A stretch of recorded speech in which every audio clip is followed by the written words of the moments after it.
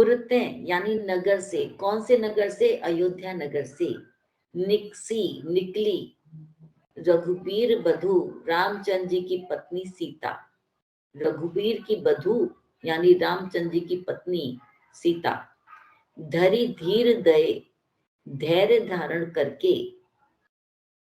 मग में डग द्वय, मग में रास्ते में, डग द्वय दो कदम, दये माने रखे थे। अयोध्या नगर से निकलकर रामचंद्र जी की पत्नी सीता ने धैर्य धारण करके रास्ते में अभी 2 कदम ही रखे थे। झलकी भरी बाल कनी जल की, जल की माने दिखाई देने लगी, बाल माने माथे पर, कनी जल की, कनी माने बूंदे, जल की, तभी उनके माथे पर पसीने की बूंदें दिखाई देने लगी। पुटी सूखी गए मधुराधर द्वय, और पुट माने होठ, सूख गए, मधुर उनके दोनों होठ प्यास के मारे सूखने लगे।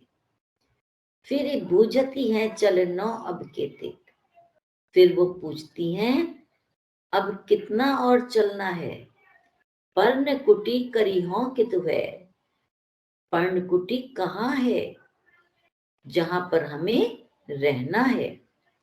तियकी लखी आतुरता पिय की, अखियां अति चारु चली जल चुए। पत्नी की, तिय माने पत्नी की, लखी माने देखकर, आतुरता व्याकुलता या बेचैनी, पिय की रामचंद्र जी की, अखियां आंखों में, अति चारु चली जल चुए, पत्नी की व्याकुलता को देखकर रामचंद्र जी की आंखों में आंसू बहने लगे। उन्होंने अपने पत्नी के कष्ट को अनुभव करा कि उन्हें कितनी परेशानी हो रही है, तो उनकी आंखों से आंसू बहने लगे। जल को गए लखनऊ हैं, लरिका परिखो, पिय छाह घरीक हुए ठाड़े। पोची पसेऊ बयारी करो, अरुपाए पखारी हो, भूभुरी डाढ़े। तुलसी रघुबीर पियाश्रम जानी के, बैठी विलंब लो कंटक काढ़े। जानकी नाह कुन नेह लख्यो, पुलको तनु बारी विलोचन गाढ़े। अब यहाँ पर उस समय का वर्णन किया गया है जब ये लोग सब तीनों जा रहे हैं, राम लक्ष्मण सीता। वहां पर रामचंद्र जी लक्ष्मण को पानी लेने के लिए भेजते हैं, कहीं आसपास होगा, वो पानी लेने के लिए चले जाते हैं। तो यहाँ पर वो कहती हैं सीता जी, जल को गए लखनऊ हैं, लड़का परिखो। यहाँ पे जल को गए हैं लखनऊ, लखनऊ माने लक्ष्मण, लक्ष्मण जल लेने को गए हैं। है लरिका परिखो, लरिका माने लड़का, परिखो माने प्रतीक्षा करो। तो वो कह रही हैं कि लक्ष्मण भैया पानी लेने को गए हैं, जब तक वो नहीं आते हैं तब तक यहाँ पर हम उनकी प्रतीक्षा करते हैं। पिय छाह घरीक वे ठाड़े, पिय पिया मतलब, और छाह मतलब छाया, घरीक माने घड़ी भर, ठाड़े यानी खड़े होते हैं। तो वो कह रही है कि किसी पेड़ की छाया में खड़े हो जाते हैं।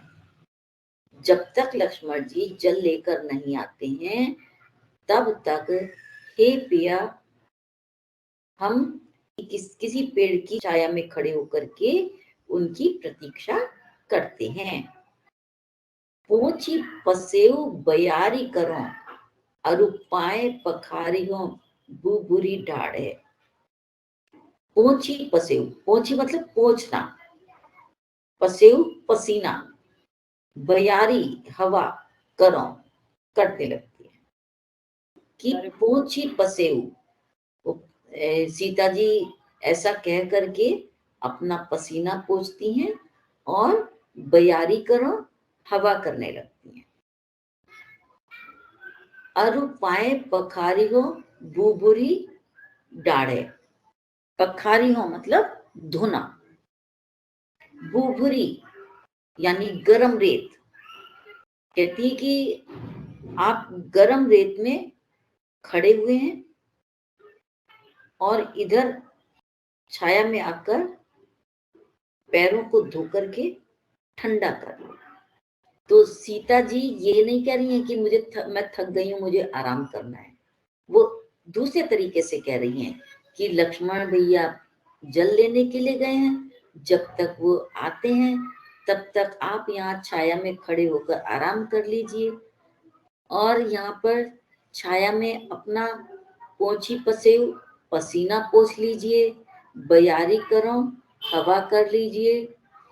अरु पाए पखारी हो बुभुरी डाढ़े। बुभुरी यानी रेत पर खड़े, गरम रेत पर खड़े हैं। पाए पखारी हो, पानी से अपने पैरों को धो लीजिए। इस तरह की बातें वो कह रही हैं। तुलसी रघुबीर प्रिया श्रम जानी के बैठी विलंब लो कंटक काढ़े। अब तुलसीदास जी कह रहे हैं कि रघुवीर रामचंद्र जी ने अपनी पत्नी सीता जी को श्रम जानी, मतलब वो थकी हुई समझ रहे हैं कि वो थक गई हैं, तो बैठी विलंब, बैठकर, विलंब माने देर तक, लो कंटक काढ़े, और काफी देर तक वो पैरों से कांटे निकालते रहे। क्यों निकालते रहे? क्योंकि देर तक निकालेंगे तो उन्हें देर तक बैठ के आराम करना मिल जाएगा, इसलिए। तो रघुवीर तुलसीदास जी कह रहे हैं कि रामचंद्र जी अपनी पत्नी को थका हुआ जानकर बैठकर बहुत देर तक, विलंब मतलब देर तक, पैरों से कांटे निकालते रहे। जानकी नाह को नेह लख्यो पुलको तनु बारी बिलोचन बाड़े। जानकी सीता जी, नेह माने प्रेम से, लख्यो मतलब देखने लगी, और सीता जी उनको प्रेम से देखने लगी। पुलको तनु, तनु माने शरीर, पुलको, पुलको मतलब पुलकित हो गया, प्रसन्न हो गया। बारी बिलोचन बाड़े, बारी मतलब आंसू, बिलोचन आंखों से, बाड़े बहने लगे, और उनकी आंखों से आंसू बहने लगे।